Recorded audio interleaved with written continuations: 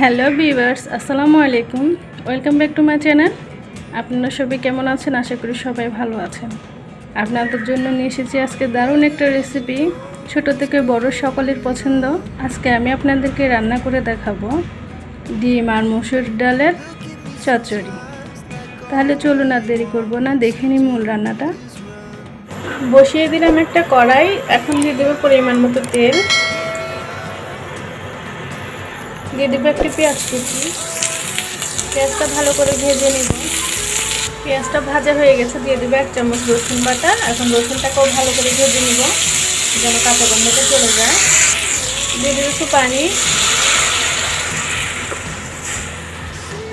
দিয়ে দেবো 1 চামচ মরিচ বাটা, আপনারা চাইলে গুঁড়ো মরিচ দিতে পারেন।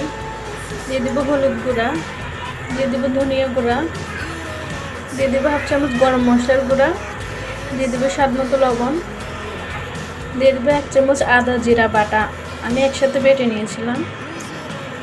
এখন মশলাটাকে ভালো করে কষিয়ে নেব।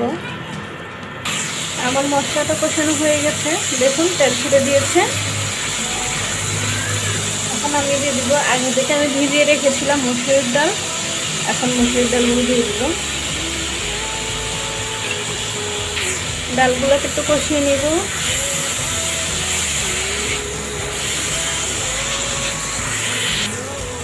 ডালটাকে একটু ভাজা ভাজা করে নিলাম। এখন দিয়ে দিব পানি, পরিমাণ মতো পানি দিয়ে দিব। এটাকে আমরা মাখা মাখা রাখবো, ওই পরিমাণ পানি দিব। এখন আমি ডালটাকে সিদ্ধ করা পর্যন্ত রান্না করে নিব।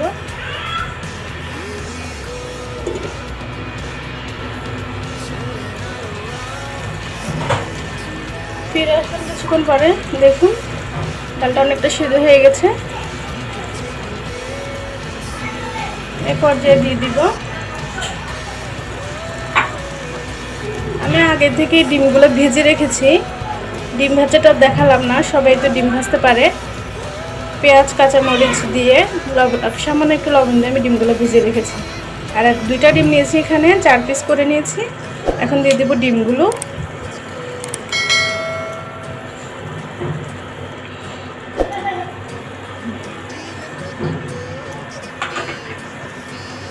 আর উপর দিয়ে দিব কিছু কাঁচামরিচ। আর এখন সামান্য একটু পানি দিয়ে দিব।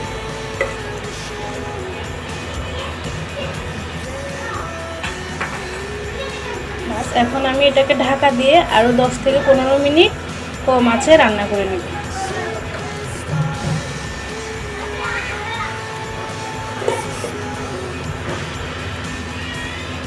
আমাদের ডাল ডিম একবারে হয়ে চলে এসেছে,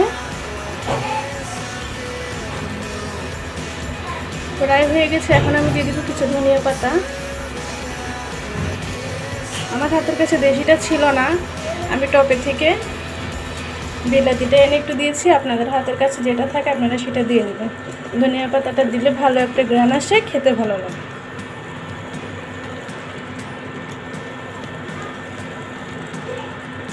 আমাদের ডাল ডিম হয়ে গেল। আর 2 মিনিট আমি অল্প আঁচে ঢাকা দিয়ে রান্না করে নেব। তো ভিউয়ার্স, আমার ভিডিও ভালো লাগলে অবশ্যই কমেন্ট করে জানাবেন। আর আপনারা বাসায় অবশ্যই ট্রাই করবেন, এটা কিন্তু অনেক মজার। লাইক শেয়ার করে দিবেন, আর আমার চ্যানেলটি অবশ্যই সাবস্ক্রাইব করে দিবেন। আমার পাশে থাকবেন। আজকের জন্য আল্লাহ হাফিজ। দেখা হবে পরবর্তীতে নতুন কোনো রেসিপি নিয়ে।